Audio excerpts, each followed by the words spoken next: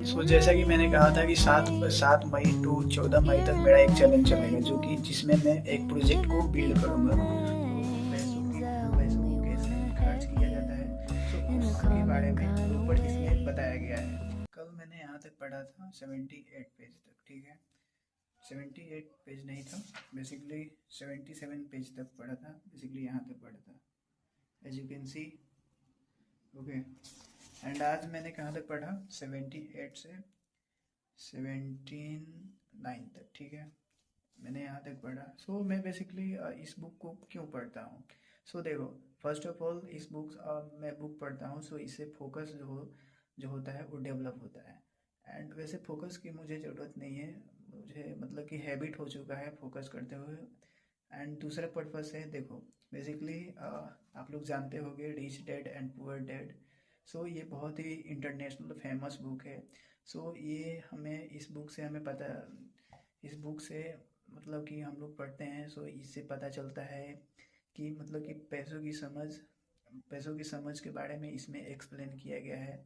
And हम लोगों को पैसों को कैसे खर्च किया जाता है, उसके बारे में प्रॉपर इसमें बताया गया है। बेसिकली मैंने कल लेक्चर 10 तक अटेंड किया था and this topic is finite difference. Okay, and मैं बेसिकली फाइनाइट डिफरेंस का जो भी स्टेप होता है वो बेसिकली मैंने लेक्चर को अटेंड किया था। एंड उसके बाद लेक्चर दूसरा बेसिकली 11 लेक्चर हमें अटेंड करना है।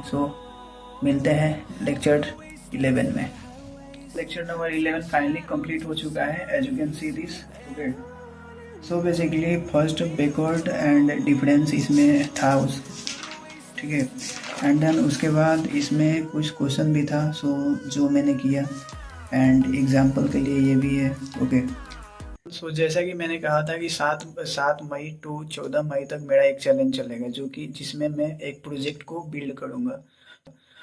आज बेसिकली क्या है, आज बेसिकली 12 तारीख है एंड मैं 14 तारीख को एक प्रोजेक्ट पर मैं बेसिकली काम कर रहा हूँ। उस प्रोजेक्ट को 14 मई को मैं रिवील करूँगा। बेसिकली वो प्रोजेक्ट ई कॉमर्स वेबसाइट से रिलेटेड है।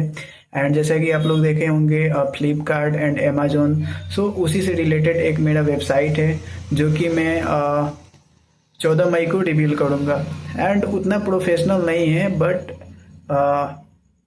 ठीक है, अच्छा है। ओके, एंड दोस्तों जैसे ये 14 मई को ये चैलेंज मेरा ख़त्म होगा, जैसे कि मैं 7 मई टू 14 मई तक मैं एक प्रोजेक्ट बिल्ड कर रहा हूँ।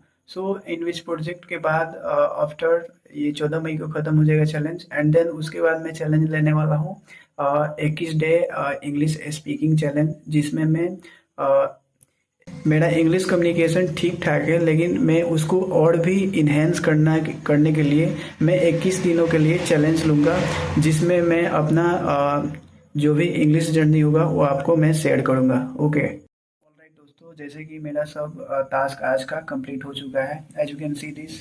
ओके, M3 लेक्चर अटेंड करना था, बुक रीड करना था, एंड उसके बाद exercise and walk and project पर काम करना था। फाइनली सब कुछ मेरा कंप्लीट हो चुका है। Okay, I will meet you in a next video. तब तक के लिए बाय।